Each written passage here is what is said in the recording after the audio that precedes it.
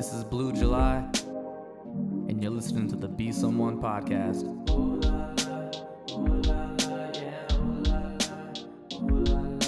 Lights looking bright, the H got the vibe. See my name on the signs, it's my time to shine. When I was cruising 45, and it crossed my mind that I shine like the sun and that I'll be someone. Hey, welcome everyone to the Be Someone podcast. This is your host, Coach Chris Ortiz, and today we're joined by the College Park High School wrestling coach, Coach Erik Spjut. How are you doing, brother? Doing good. I appreciate you having me. Hey, man. Was telling some of the kids that had Coach coming by today, and a couple of the gentlemen, they got real fired up. Little Millsaps young man, got to throw him a little love out there because he's always asking, like, when are you gonna have Coach on there? When are you gonna have Coach on there? Well, yeah, even kids on our high school team, they saw the posts, and so they were, man, we love Coach Ortiz. We haven't seen him in forever. So it's man, you've had a lot of good kids come through your classroom. Likewise, man. The kids got nothing but love for you, and I think this is probably the third time that we've spoken, and I'd love to continue to bring you on because you're doing wonderful things over there. So I am going to start with this. Tell me, when did you take over as the College Park wrestling coach? This is my ninth school year, my ninth season. So 2015, 2016, I think was my first year. Golly, so it's been that fast, long already? It's crazy. Yeah, it's making me feel old. I got students that are married and have kids, and I'm like, man, what's going on? So, you're getting old, man. Yeah, so it's crazy. Let's do a little history lesson of the program. I know that when you took it, it was pretty bare bones. There was not a lot of winning going on. What do you recollect? So when I got the job, there were 40 kids on the roster, which is great. It's good numbers. So I was pretty excited about it. And then about 7 days into the job, we had like 7 or 8 kids. We had about 6 or 7 boys, and we had one girl, Hunter Robinson, who ended up being our first ever state champion. But they were in the program. They had never really been in a wrestling program before, and so we were doing morning runs. We were having mandatory practice, after school every day, when that wasn't happening before. And so we had a lot of kids kind of jump ship early on. I remember the AD at the time, great guy, awesome guy, called me in and it's like, hey, what's going on? Look, everyone's leaving. What are you doing? Was it Carson? Yeah. Oh, he's awesome a great guy. Yeah, and I'm like, hey man, these guys, trust me, these kids have no business in an athletic program. Just give me till Christmas, and if numbers aren't up, then we'll talk again. But so I was recruiting in the hallways, recruiting in my classroom, and so we ended up having 30 some kids in the program that first year. But obviously with no wrestling experience, they're all just grabbing them. Hey, what sport do you play? Oh, I don't play a sport. Like, come this way, and so it was a challenging first year because I had 2 years previous, had just graduated from Virginia Tech. I wrestled Division I. Just throughout my whole career, I had a lot of success. And then I coached college for a year and had some success there. And then so I'm coaching kids that have never wrestled before. That really, wrestling's my big part of my life, and at that point, maybe is my life. And so I had to change my mindset a little bit because you're working with a bunch of kids that wrestling really isn't that important to, and you had to make it important to them. So I think we were 1-24 was our dual meet record that year. The worst you can get beat in wrestling in a dual meet is 84-0. We got beat 4 or 5 times, 84-0. What was it like having to eat crow like that? Because you wrestled at a very high level at both high school and in college, and now it looks like you're slumming it, right? Well, yeah, and it was tough. It was hard because I wasn't I was young coach, and was used to winning and used to kids being thought everybody should be as motivated as I was, and that's not the case. And so I remember going to Katie, they've always had an awesome program. They still have an awesome program. Their coach over there does an awesome job. And we went to Katie that first year. The bus ride down there is like an hour, maybe a little more. Before 99, right? Yeah, before 99. And so we go down there with my team, that first year team, and they're ranked top 5 in the state. Ouch. And so we go down there and we lose 84-0, but the match lasted. I timed it. It was like 23 minutes. Total dual meet time was 23 minutes. How many matches go on? It's 14. It was 14 matches. And it lasted only 23 minutes. Yeah, and maybe not even that. So it's a kid going out there, shaking hands, pinned. And so it was tough. So I remember coming home. I was beat down. I was like, and this is halfway through the year, and I'm just beat down. And so I come home, and that was my first year back. That I just moved back in town. So I was living with my parents for a year, saving up some money. And so Dad's like, hey, how'd the match go? I'm like, oh, and so I'm just like, I don't think I can do this. This is, this isn't for me. Like, I can't, and he, I'm pretty much broken. And I remember him saying, well, how'd the JV kids do? Because you dual JV too. They're your first year kids essentially against their first year kids. And I was like, well, we won more than we lost. And he goes, well, there you go. Those kids are getting better, and this is your first year, and this is only going to get better from here. And you need to stick with it. When have you ever quit anything? And I'm like, well, you're right. And so if it wasn't for him, I don't know that I would have stuck around. But I remember that point. That point was like my lowest point. Like coming home from Katy High School and really feeling beaten down. But was there a turning point that you can remember, like where you're like, okay, we've got the ship pointed in the right direction? Yeah, towards the end of that year, we had Hunter Robinson as a freshman that year. We had Hunter Robinson made the state finals as a freshman, got second. And so she qualified the state tournament. We had a boy qualify for state that year, and there hadn't been a boy qualify since I was in high school in 2009 or 2008, I think. So that was a big deal to have a boy qualify. He didn't place, but he made the state tournament. Yeah. So we saw some success with some individuals at the end of that year. That was encouraging. And then, we ran summer practices, summer workouts all summer long with the whole team. And, the very next year, kind of kept a very similar schedule. We had a lot of dual meets, and I want to say we were like 22-8 with the same kids.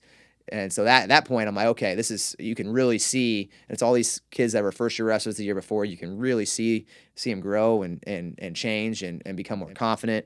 And so that was really rewarding. And then my third year there, again, with all those kids, some of those kids are seniors now. On the boys' side, we finished 6th in the state my third year. We had, a boys state finalist. We had like 5 other state placers, all kids that had never wrestled before, before high school. And so that was kind of like, okay, like this is, I know I'm doing something. I know, we're doing something right. And it was really cool.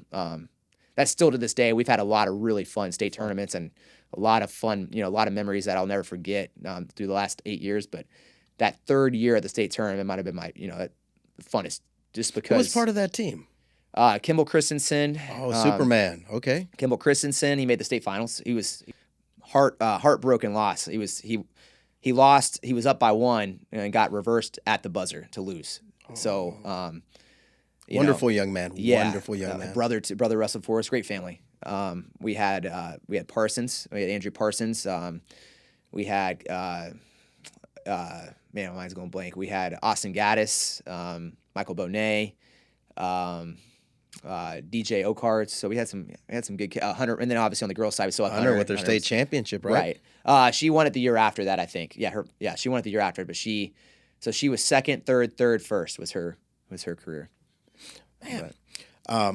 Did your father, because you mentioned your father, was he that way growing up too? Like, was he always just that angel on your shoulder that kept you pumped up, or I owe a lot to or him. did you get a different side of your dad when you were little? No, I my dad was hard on us, but I'm thankful for it. I get a lot, learned a lot from my dad.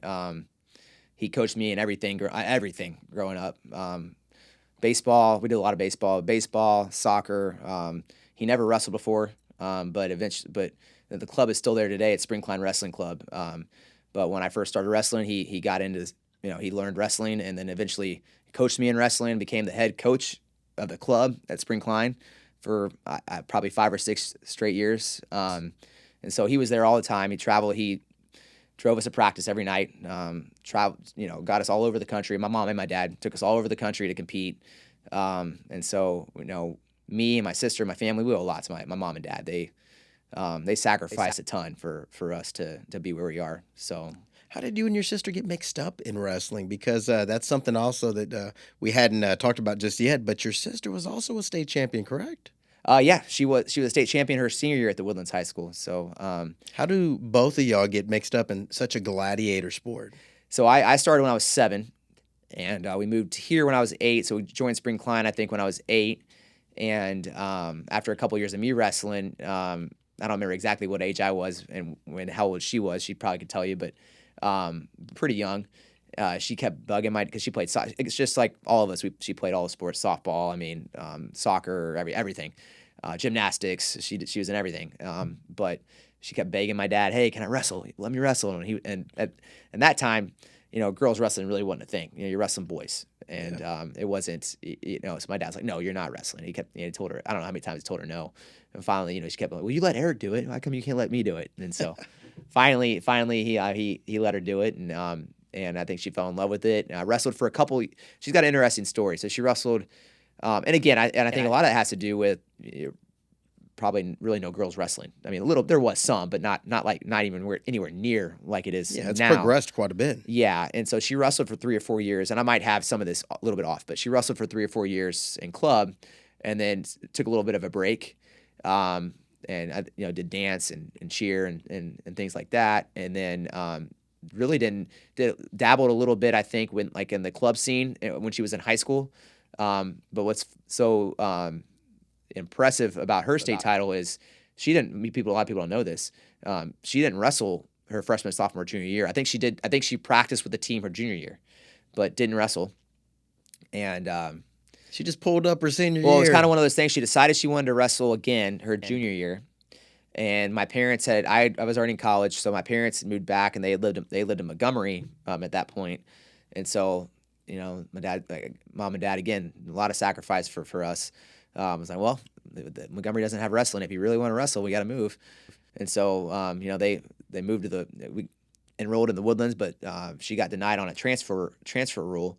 And so she sat her junior year, and then her only year she competed in high school was her senior year, but she won a state title. Good Lord. Well, wrestling's done a lot for your family. Tell me, what is it, the journey done for you? Like, what is it about this gladiator sport that forms, such, strong men and women, people with a lot of mental fortitude and only know one way forward? Why is this such a wonderful sport for our young people to be a part of? It's only you out there. I know there's other sports that are like that, but there's just so much that goes into it, and it just teaches it's really taught me about how to deal with adversity. I mean, you're gonna fail a lot. You're gonna go through a lot of tough times, whether it's just losses or whether it's managing your weight or injuries or self-doubt or whatever it is. And so it's really taught me how to pick yourself up and like you said, keep going and just how to deal with adversity because life's tough. But it's never as bad as it seems. You just got to keep going forward and keep working hard, keep your head down, and usually things work out and good things happen when you keep working hard and you keep moving forward. Yeah, tell me how wrestling today in high school is different from when you were in high school, because it's come about. It's grown a lot, especially in Texas. I mean, it's been throughout the country, the rest of the country. I mean, I don't know that it's changed too much. I mean, everything changes. I mean, techniques change some, but as far as like Texas goes, we're growing. We have grown a lot. On the girls' side, almost every high school that has wrestling has girls wrestling now. But I think there's over 250 high schools in the Houston area that have wrestling now, just in the Houston area. And so it is. It's massive. It's really growing, and it's become a pretty big thing. And I don't know if have you made it out of the state tournament? Oh yeah, Cypress? A couple of them. And so it's it's the Berry Center. It's a pretty good arena, and it's packed. Packed both days. So it's really come a long way. When Texas pulls up to some of these like national competitions, are we getting some respect? They're like, okay, and I think I think our top guys right now. So our guys that are finishing top 2 or 3 in the state, they can compete with anybody across the country. They go to national tournaments and they can compete. I think and we're getting there, and it's getting better and better. But you talk about states like Pennsylvania or in the Midwest like Iowa, Illinois. Their depth is just they have guys that maybe don't make their state tournament that could be top 3 in ours. Yeah, some weights. But you think some of that is like due to weather, right? Like it may snow a bunch up there, so like football's not as nothing else to do but wrestle because it'd be in the gym. It could be, yeah. No, it's and it's just there's just so much tradition, yeah, and it could be because of the weather, but there's just so much family tradition with wrestling up there. I mean, University of Iowa. Yes, Dan Gable, right? They they sell out 20. I think Carver sits 20,000 people or more, and they sell it out every dual meet. Penn State, the same thing. And so there's a couple. I mean, those It's like going to a Kansas Jayhawk basketball they're, game. the wrestlers are celebrities on campus. They're Golly, it's a big. different it's a whole different ball game. Well, let's go back into your journey. So you win a state championship over at the Woodlands, right? And then you transition over to Virginia Tech. What is the transition like going from like a high school wrestling room to a high level, collegiate room? Yeah, so I won 3 state titles at the Woodlands. My bad, coach. That's a part of the transition. I lost one match in Texas, my high school career. I got third. So I lost in the quarterfinals my freshman year, and then Do you remember who got you? Oh yeah, for sure. He was actually a freshman too. Then he dodged me the rest of his career when wrestling me again. But that's a whole nother story. But anyways, I had a lot of success, and then I wrestled at the national level. I mean, I was traveling all over the country all the time, so I was competing against top competition. Yeah. But definitely going into a Division I college room where the 6th or 7th string guy at your weight class is at least a one-time state champion. There's nobody. It's not like, okay, I'm having a bad day. I'm feeling a little sore today. I didn't sleep well last night. I'm going to grab this guy and have an easy day. No, it's, your 6th or 7th string is a minimum a one-time state champion. You got 3rd or 4th strings that were ranked top 10 in the nation coming out of high school. So, it's just it's a grind. It's another level. And the competition in the room is just, it's not matched. So did you have some good coaching up there at Virginia Tech? Yes. I had really good at both. I have phenomenal coaching in high school. Coach Batista is over at Klein High School right now. Okay, he's got a son that can go too, right? Yeah, he's got 2 sons. One just graduated from college, is back actually helping him coach now, and then his youngest son is at Nebraska Kearney wrestling Division II. They got second at the state tournament. Right, I think him and the Smith boys had some wars. Wrestled Jake Smith a bunch. It was a bunch of good matches. But no, I owe a lot to Coach Batista. He ran practice like a college room, and he was intense. He was great for me, someone that's so serious about it, and he really developed me and toughened me up and got me ready for compete at the national level, and then to be able to compete at Division I level. So I had good high school coaches, and then. I had great Coach Dresser. I was the head coach at Virginia Tech at the time. He's now the head coach at Iowa State. He was the head coach, but we had, I had a bunch of great assistants, and I learned a lot for sure. What is something that they learn? What are some things that one learns about themselves on a mat? You learn that. A lot of times you learn you're not the best. You're not the biggest and baddest guy out there a lot of times. And which is totally healthy, right? Yeah, absolutely. Because if you're a good wrestler, you got to be cocky, you got to be confident, probably a little bit arrogant, and you get humbled a lot. And so I think that's another lesson. I mean, it just teaches you which is going to make you better. It's either going to make you worse or it's going to make you better. Make you work harder, make you look at yourself in the mirror and look at what you're doing right, what you're doing wrong. And so I know that's helped me in coaching. That's helped me in the classroom. Helps me as a parent, so it humbles you a lot. What did those workouts look like at Virginia Tech? Like, what's a typical workout day, or what's a workout week? It's every day is at least a 2 a day.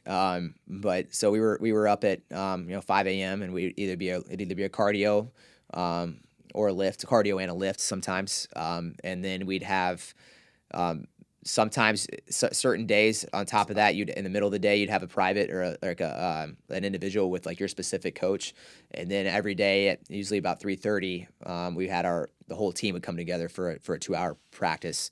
And those practices are hard. I mean, it's just, like I said, you got a bunch of guys that coming out of high school or ranked nationally, and it's the definition getting after right? it. Yeah, I mean, they're battling. You're going. I mean, you're fighting in the room. I mean, there wasn't a day, there was not a day in the wrestling room. And I tell my kids this in our practice all the time, and they just look at me so wide-eyed. But there was not a day in our practice room that there wasn't at least one fight. That's how competitive it was. I mean, even on runs, I tell my kids this, like, you guys are sitting there jogging, and this is just today. This is just. I mean, it's just our kids. It's everybody, but you guys are sitting there jogging right next to each other, and in college, on my team, someone's passing. There's certain guys that you if you pass, you better run 10 feet that way to get around them, because they're coming with a haymaker. I mean, it's like it's a wrestling match or a fight just to pass them, and so not that that's what I want our kids to do, but you wouldn't mind a little bit of it. Have a little bit more intensity, a little bit more fire. But no, and our kids are great. They're yeah, but that's ironing, sharpen, right. Iron, right? Yeah, and it's a necessity if you're going to have a successful program. For sure. Got to compete. What does a typical practice day at College Park look like? Because my kids come back and they're like, "Oh, coach, we work so hard over there. Let me tell you."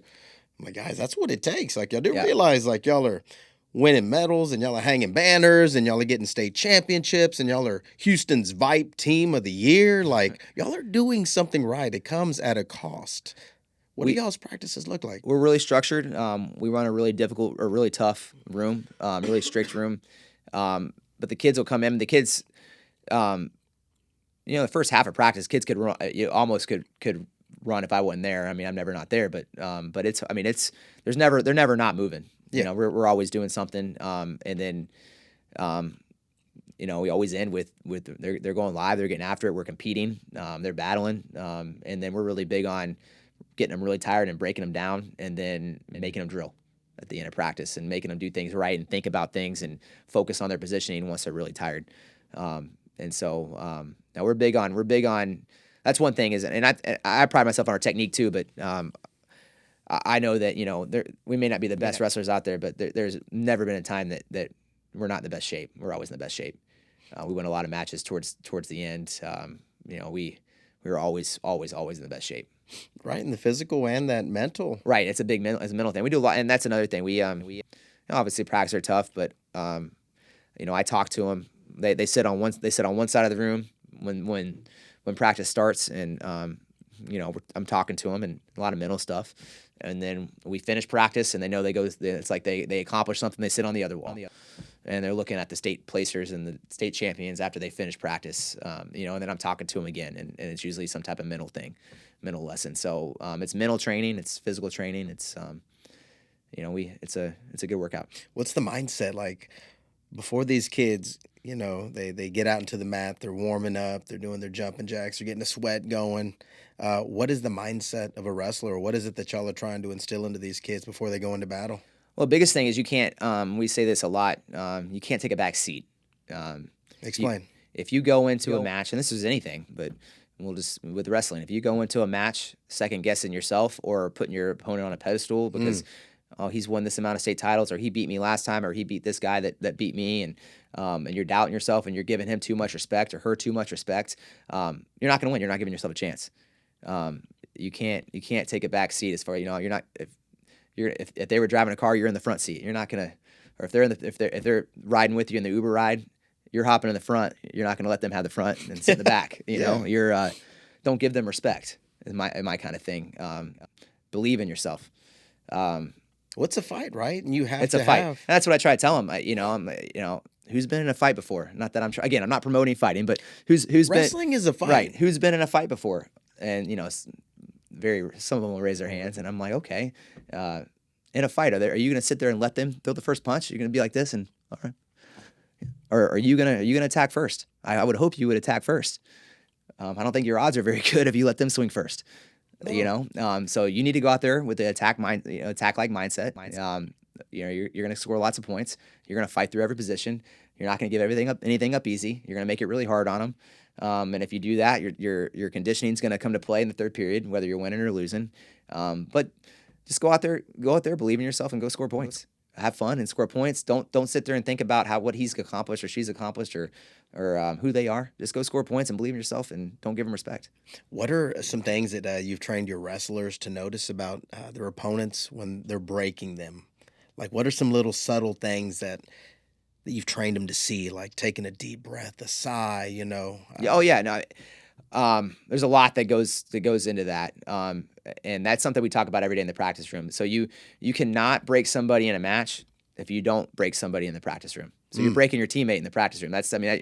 We practice that every day. We're getting after it. What does that look like? And that's what I'm getting at is you get a takedown out of bounds, or you get a takedown at the edge, and you're running back to the center because you're ready to get going, and that guy's taking 10 seconds to stumble his way back to the center. Sneaking a rest in. Okay, or like you said, sitting there putting his hands on his knees and kneeling over, where you're acting like you may be exhausted, but you're acting like you're not tired, and you're looking him in the eye, kind of thing. But you can feel it's hard to explain, but and you do your fair share of grappling, so it's a feel thing. You can feel when someone's broken.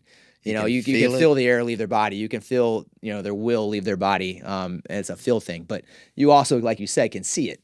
And as coaches, a lot of times I think, maybe our wrestlers don't ever, a lot of times, sometimes our better ones do, but a lot of our wrestlers in a match don't necessarily see it. But me and Lindsay and Kenny were like, hey, look at him right now. He's broken. Look at him.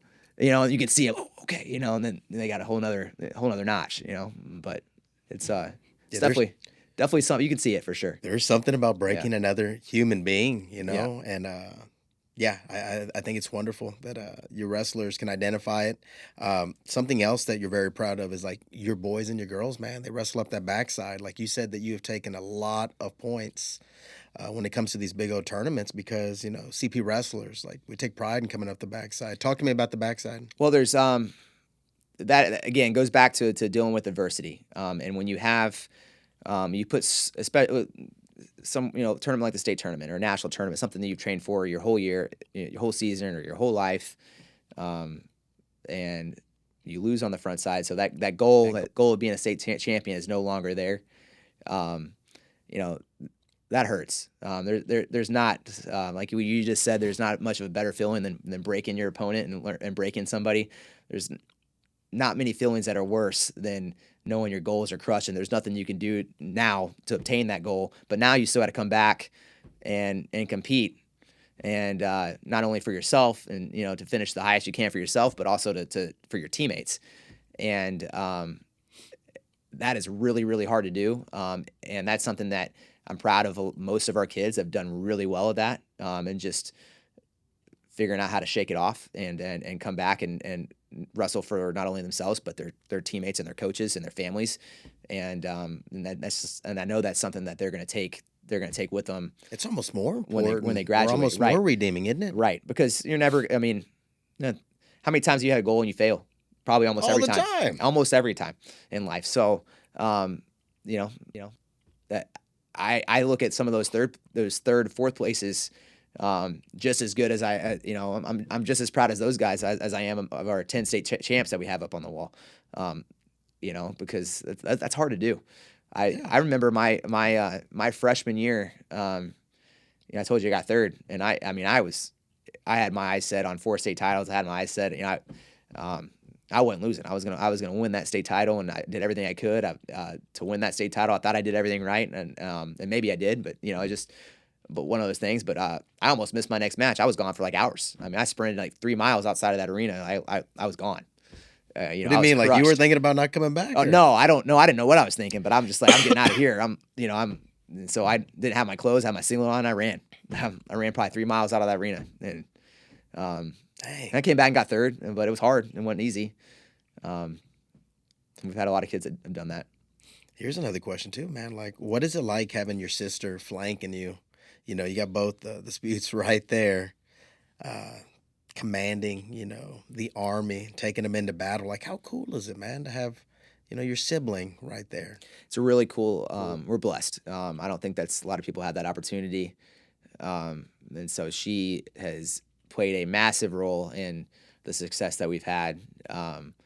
Not only with the girls, obviously does a lot with the girls, but she's got the respect of the guys, right? And that's and she has done a lot, done a lot for the success of our program with the guys as well. So, and it's been fun watching her grow as a coach. She is now the women's director for Texas. For Texas, and so she does a phenomenal job. The kids love her, and she's hard on the kids too. And so it's she does a great. I can't say enough how of the kind of job that she does and what she means to our program, what she means for the success of our program. So. Is when practice is over, like, is it over, or do you and Lindsay you pick up the phone like, hey, let's talk a little bit about practice? Yeah, or are y'all able to disconnect pretty easily? Now it's easier for me to do that now than it was because I got a family now, so I got to go home and take gotta my cut daughter it to off. gymnastics or whatever it is. And but yeah, I know you're always thinking, especially once the season starts.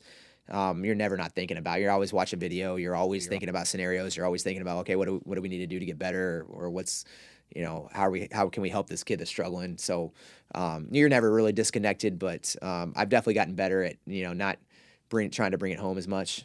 But you're right. It's something that after practice is done, you're still. Wonder what like the Thanksgiving table looks like, at y'all's family's house. Like, is it wrestling, Well, or? Well, it's a lot happier now that we can actually eat over Thanksgiving and not to worry about watching, right, making weight. But no, we talk a lot about wrestling, but it's fun, now, especially now, that I have 2 kids and She's about to get married. yep, she's about to get married, and it's a fun family atmosphere. Tell me about this upcoming season. Give us a little preview of CP's wrestling squad and like the things that y'all are looking at doing this year with the kids that y'all have got. I think it's going to be a fun year. We have our boys and our girls team have a great chance to do really, really well. I think both teams have a chance to finish in the top 3 or 4 as a team. On the girls' side, we are really, really, really young. We don't have any seniors, but we have a returning state champ coming back. That's a junior, Anna Vogt. We have Kylie Smith, who's a freshman, who we're really excited about. That's come up through Boneyard and She's a beast. one of your students. I think she's going to do really well and surprise a lot of people. We have 3 or 4 girls that were first-year wrestlers last year that went through our program that we're really excited about. That not a lot of people know about. I think are going to do well. We have the De La Cruz sisters that just transferred in from man, the school just left my mind. Humboldt School, Summer Creek. Okay. Yeah, Summer Creek, and they're working their butts off, and they fit right in, and they're Did they come in with experience or no? Yeah, they have. Their brother wrestled for me a few years back. A couple times state placer, Roman De La Cruz, they're juniors, and so they're going to be in the hunt for to get on the podium, if not be in the hunt to win state titles. So.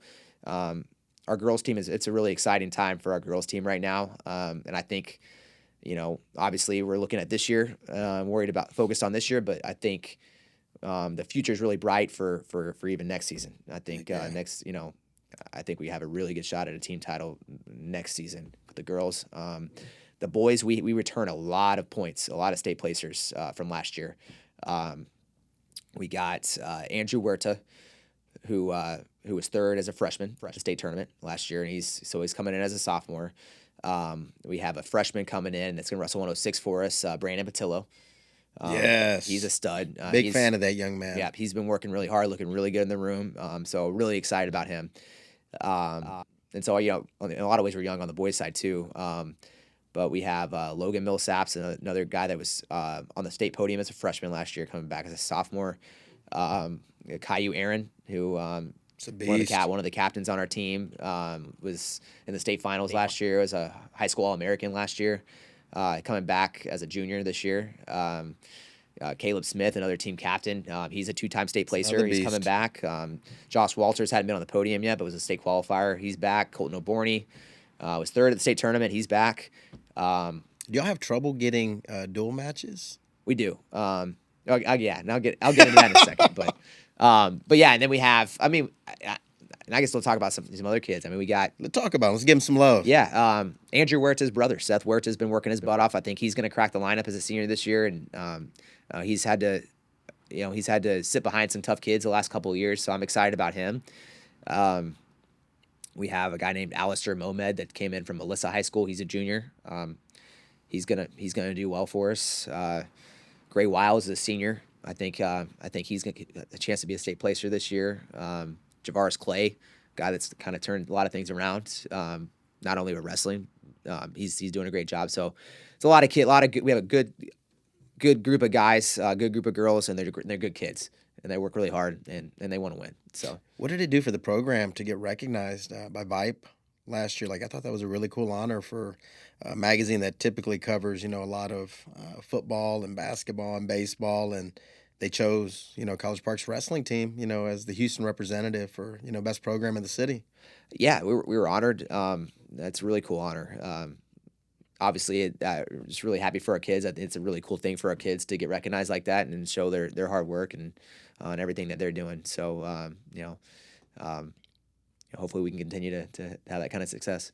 Heck yeah. And when you have a program that has continued success like this, sometimes it can be hard to find like areas of improvement. Like where are you looking to improve? Like where are some areas you're like, you know what?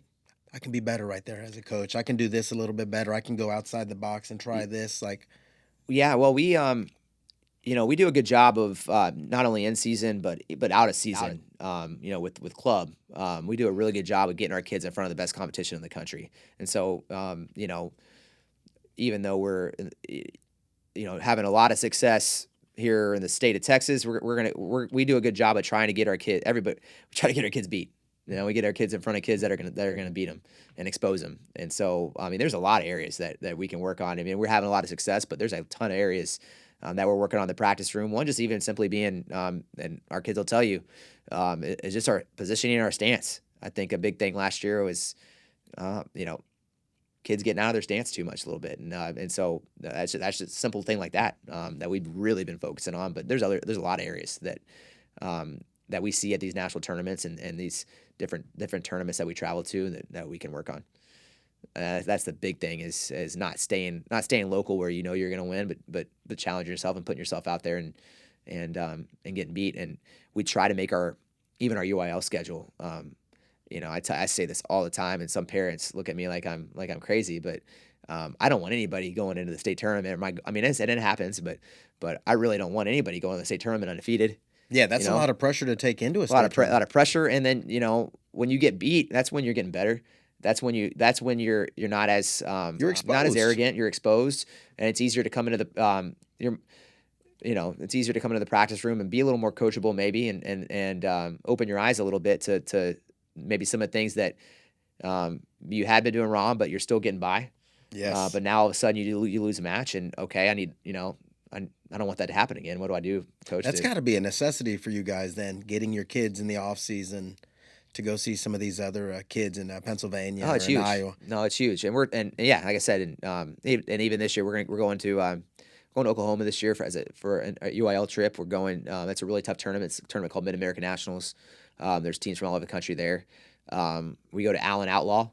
Teams from all over the country there. It's a really tough tournament. Allen High School in Texas, but right now, like they're the Kings, right? Like year after year. We're chasing them every year. Jerry Best does an awesome job. But we're going to go to the Arlington Martin tournament. That's a good tournament. And Arlington Martin's got a heck of a team. They've been second the last 7 or 8 years in a row. So we're chasing those guys too. But we try to get out there and get our kids exposed and get our kids challenged. Let's talk about this too. This is something that I don't want to say it's on the horizon. I think it's already arrived, but you not only are feeding colleges with wrestlers, but now wrestling is the number one base, for mixed martial arts. And like some of your kids have jumped into mixed martial arts post high school, and they're doing a kick-ass job. Joe Hendershot, aka Killshot, 5-1, just got through, taking on an undefeated opponent and looking wonderful. Yeah, he looks great. Josh Thomas, my favorite Mexican. I'm going to keep calling him that. I didn't know he was Mexican. Yeah. But that boy don't get tired. Yeah. And it was like that when you wrestled too. I heard a quote about that. I'm not going to repeat it. Yeah. But I heard, dude never gets tired. And his wrestling, I don't know how good he was in high school, but his wrestling for MMA is... Josh was a state finalist, three-time state placer. He did really well. Holy smokes. Yeah, so he was super high level coming in. Yeah, him and his brother both. They were just there is nobody, I don't care who you were, I don't care what you say. There is there might be people that say, hey, I didn't mind wrestling them, but they're lying. There is nobody that wanted to wrestle those two, not in practice, not in a match. If you saw them in the at the state tournament or on your side of the bracket, you might beat them, but you were gonna, you're going to be bleeding. You're going to be exhausted. You're going to be, your vision's going to be going in and out. Those guys just don't get tired, and they never stopped. I've never seen them like it. Could you tell that they were different? Like they were going to go another route? Well, yeah, it's just like, it's kind of funny. You could work with them in the practice room and work on things. And a lot of times, like, you give kids strategy right before a match. You'll come up and, hey, remember this? Let's look for this position. Let's stay away from this. He's good here, but you need to do this. And with those guys, you could do some of that in the practice room, but there's none of that. It wouldn't matter what you said, because they're just so locked in and focused. It didn't matter what you said before the match, and they wouldn't be able to recite it. They wouldn't care. It was literally like, pull it back, slingshot, engage, okay, go. Like, it's just hope for the best, and it usually worked out. It's just they were just boom. The Tasmanian Devils just going. Yeah, and it's transitioned and turned into just like a beautiful thing, in the mixed martial arts scene. Oh yeah. So Joe Hendershot's doing great. Thomas, it's fun watching those guys. You got any other guys right now, like, you're looking at and you're like, I'm not sure if they'll go to college to wrestle, but holy shit, they may be, one hell of an MMA, Yeah, a couple. But it's I'm just blessed that we had the opportunity to play a small part in the success that they're having, and hopefully they can make a career out of it. And they're going to make a career out of it, and you have more than a small piece of it. That's the really cool thing. Like, you're feeding a couple of different dreams now, the wrestling route in college, but now it's a thing. These kids are going into mixed martial arts. Why is it that amateur wrestling, like, they transition into mixed martial arts so well, in your opinion? I think that there's no intensity. There's nothing that matches the wrestling intensity through the practice room, through the wrestling seat. I mean, you're wrestling 50 matches at the high school level. You're wrestling 40, 50 matches a year. It's 50 fights. At college, you're wrestling 30. It's a lot. And then it's a 5-month, 6-month grind in the wrestling room every day. And it's a grind. I mean, there's guys that lose 10, 12 pounds in a practice, and it is a grind. And there's not another mixed martial, and all mixed martial arts are tough, and they're all respectable, and for different reasons. But I don't think there's another sport out there that has the intensity that wrestling has, and I think that plays a big factor in how they transition into UFC, and then just being able to control their opponent. And dictate where the fight goes, right? With obviously the takedown, and then once they get them on the ground, they may not have to know as much jiu-jitsu as somebody else, because they're so aware of their body and how to control their opponent. And so when they start really learning jiu-jitsu is when they really become dangerous, because that's when they really jump levels. Yeah, not only can now they positionally dominate you, now they can finish it with a choke or an arm bar. Right. Which makes them extra dangerous. And a gas tank that never ends. Right, and that's what I'm talking about. It goes back to that intent. It's hard to match. I don't know that there's many other sports out there that match that intensity that you have to have in the weight cutting too is something, right? Yeah, and that's. Do you ever get used to that, like, as a wrestler? I don't want to say you get used to it, but you get to the point to where it becomes like a science. Like, if you've been doing it long enough, exactly how much you're going to lose when you go to sleep. Like, to the ounce. Like, I'm going to lose 1.1 pounds when I go to sleep and I wake up, and I'm not kidding. You know exactly how much you're going to gain when you eat lunch and you drink a certain amount of water or whatever, whatever, Gatorade, whatever.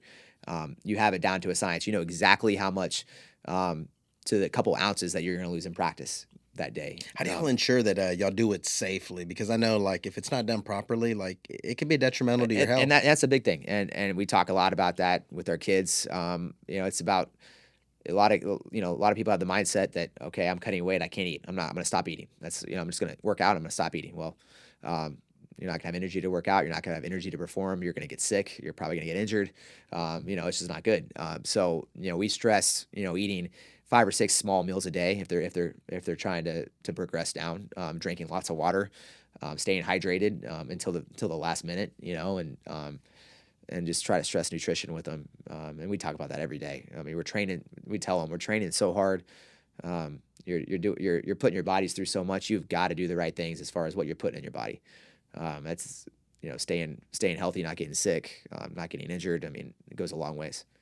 Are they pretty open to it, or does it fall on deaf ears since they're kids? Because some kids are more coachable than others, and it takes some of them a time or two to really struggle with their weight, and they'll make weight, but they struggle making weight. They're miserable because they did it the wrong way, and they're miserable. And then they go out and then they lose a match. They maybe lose a match that they shouldn't have lost because they just didn't have the energy and because they cut weight the wrong way.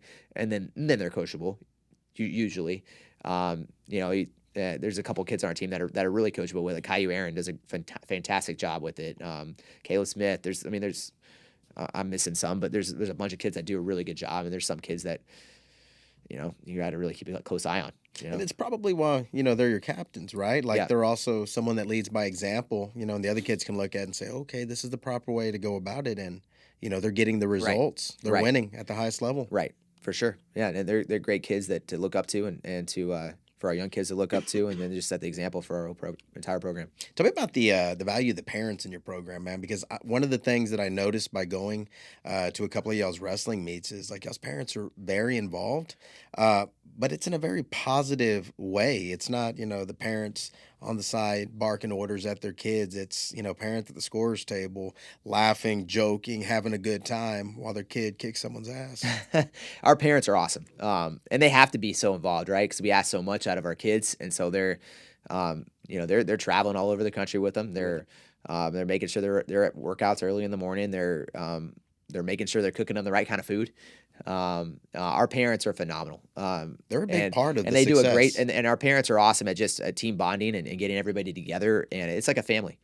So we are very, not just me, we are very blessed with all of our parents in our program. I mean, it is we don't accomplish what we have accomplished, and hopefully what we hope to accomplish without the parents that we have in our program. Yeah, and that's typically in a very healthy, and thriving program. That's something that you can look at and go, okay, this program's doing good right now. You can tell by the parents on the side. Yeah. And unhealthy, cultures, you can tell by the parents on the side too. And I'm always tickled to see the parental involvement. It's positive. It's uplifting. Everyone's having a good time. They're worried about everyone else's kids, not just their own. They're not singularly focused on theirs. Right. They're cheering And for a lot of kids, a lot of parents from other teams, that don't really know our parents.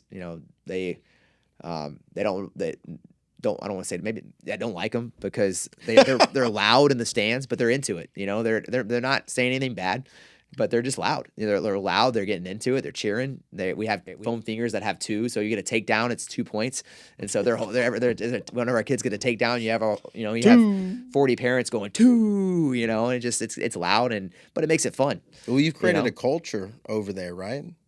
Yeah. So No, and it was the district tournament last year was we had 14 weight classes, and we had 14 finalists in the district finals, and it was fun because we had all our parents there with the 2 foam fingers, and they're loud, and then you had all the you had other teams' parents cheering against them, and just because it was fun. It was a healthy competition, but it was Sure, Donnie Smith likes giving it back. Oh yeah, Donnie's usually leading the charge, man. Donnie's right in the front, so he does. Yeah, he's awesome. Great family. Well, what do you see? Like, what's the goal this year? Like, when we hang 2023, 2024 and put it to sleep, like what are you wanting? What's the ceiling?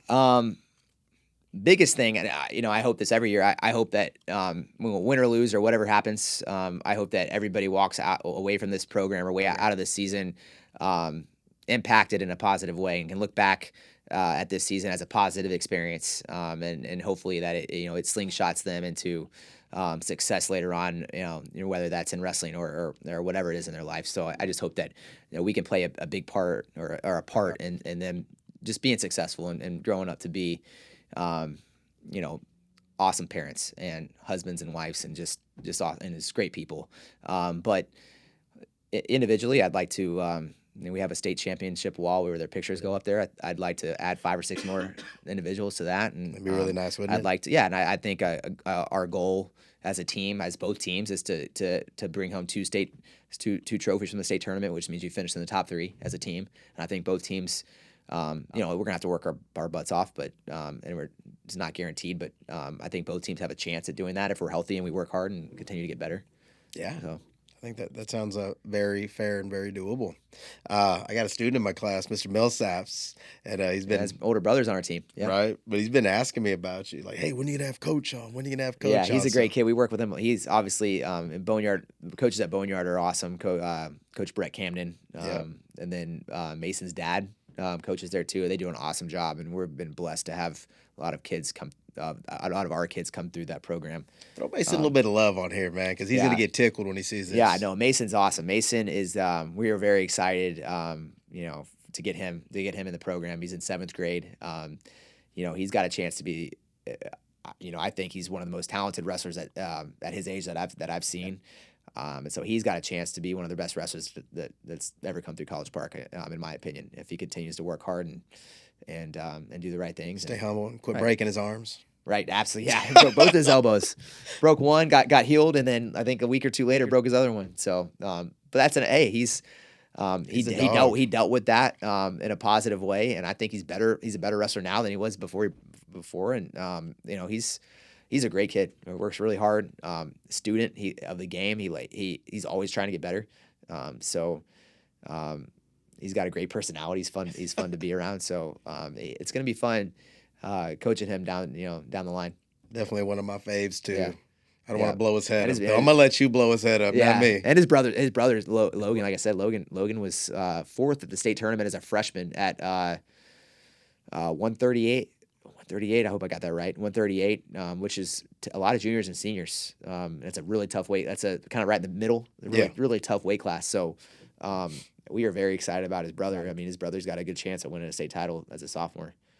Yeah. So, and I think so it'll be cool because Logan will be a senior, and Mason will be a freshman. They'll be on the same team. So that'd be nice. Yeah, man. They can both bring it home one year like that. Yeah, that'd be a dream. That'll be really cool. So we're excited. I mean, yeah, the future's bright, and there's a lot of things to look forward to. All right, well, I'm going to deviate just a little bit since we're at the end of the podcast.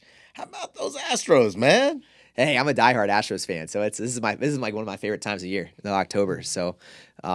Where were you, man, when they were going on their little skid, man? You weren't one of those fair weather fans that were bailing on the boys, I've been going to games in the Astrodome since I was 2 or 3 years old. My dad, we don't miss a game at home. We watch every game, and so it's been pretty cool to we are very blessed to have this kind of run that they're having, and it's going to be hard, I think, for a lot of us whenever this run stops. But It's funny. My wife moved here in 2017, and so she knows nothing but the Astros being she's spoiled. Juggernauts.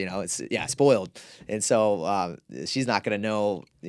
She doesn't know. She doesn't know what it's like to have them losing 100 games a year, like they did for a long time. So. So no, it's been fun. I'm excited for the playoffs. I'm glad we won the division. And if we play our cards right, I think that we could, be something spot to contend with for another 4 or 5 years. We got good young arms. We keep developing. We've got a lot of our better, our hitters getting locked healthy in for a couple of years. We need to re-sign Tucker here soon. We need King Tuck. I don't know why we didn't do it sooner. So hopefully that gets done. But we should be pretty good. I think we'll be good next year. So who do you think is going to be the rotation? You think we're going Verlander 1? I think it goes. I don't think Framber. I think it'll be Verlander 1, but I don't think it really matters. Verlander or Framber 1 and 2, and then probably Javier, and then you probably piggyback from there. Like you go Urquidy, and then Urquidy's been playing some good ball lately. Yeah, and then JP France. I think you'll probably have one of the three, or two of the three, Urquidy, France, and Brown. 2 of those 3 are going to be in the bullpen, and one will probably be a 4th starter. But they'll piggyback those guys, I think. But, you think we can make another run at it? We're in a good spot. If we would have lost, if the Rangers would have won, and we're on that other side. I don't know that it looks so good, but we're in a pretty good spot to make it back to the ALCS at least. I think. Yeah, I think one of the things that we struggled with is when you've won for so long. I think sometimes you get bored, right? Yeah. And I think our boys needed a little bit of excitement. They needed someone nipping at their heels. They definitely play better under pressure, and so that's why I think in the American League we have, we have by far the most experience. Yes. As far as playoff games played in the last 7 or 8 years.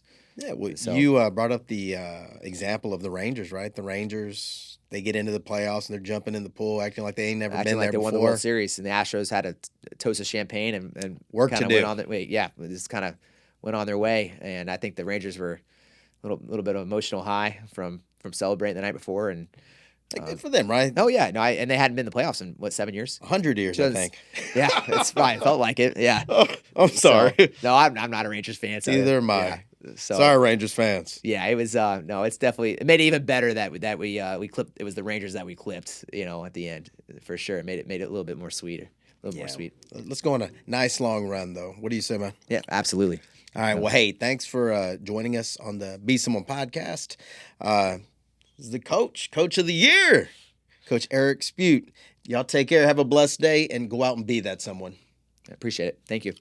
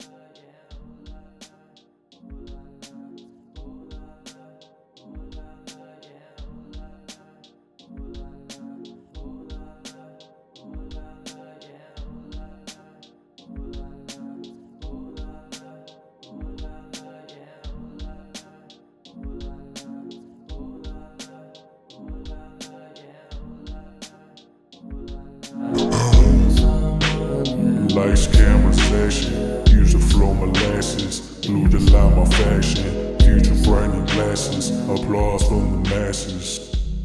This is the Be Someone podcast.